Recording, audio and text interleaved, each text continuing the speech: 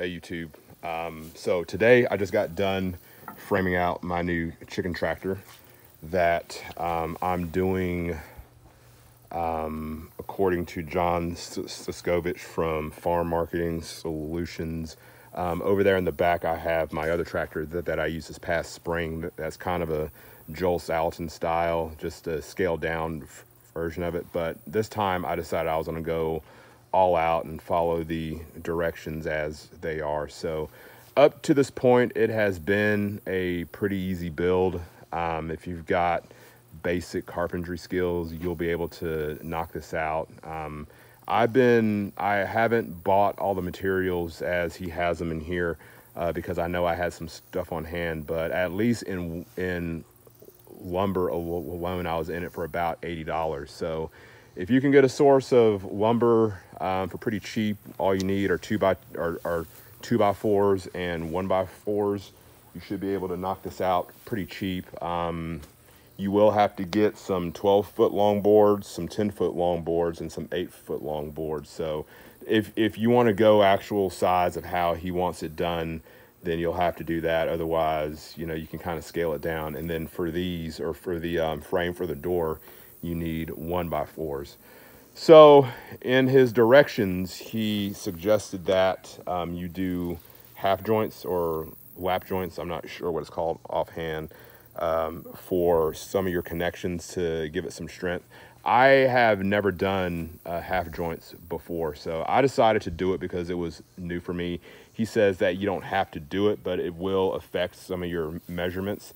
So I decided to go ahead and do it. That took a little bit of extra time until I could actually figure out what it was I was doing, and it wasn't a big deal. If I had to build another one, I would definitely do the half joints on it. So that's that. The only complaint that I have so far with the book is some of the screws that he calls for.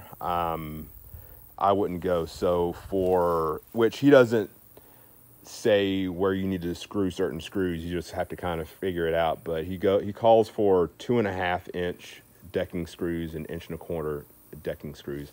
So the 1.25-inches are going to come up short.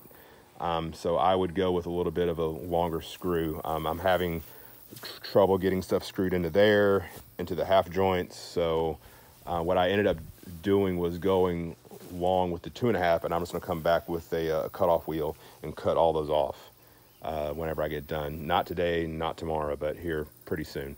So the only thing I have left, or one of the few things I have left, is I have to get the EMT piping and make the archway, make the top rail, and cover it up with chicken wire and hardware cloth. But aside from that, this has been a pretty easy build. This could realistically be done in one day, especially if you had somebody helping you with measurements and cutting and knocking out the half joints and all that. Like, this really could be done in a day. I've just been, with my schedule, I've just been carrying this over 2 days. So I'm going to order some more chicks here pretty soon. I'm trying to do about a batch of 50, which I'll split them between this tractor, and I'm going to go back and redo my other one and kind of make it a smaller version of this. Once I kind of get this figured out over here, I'm going to redo that one so that I can hold some more in there, because I want to do about 50 here this spring, or not here this spring, here this fall.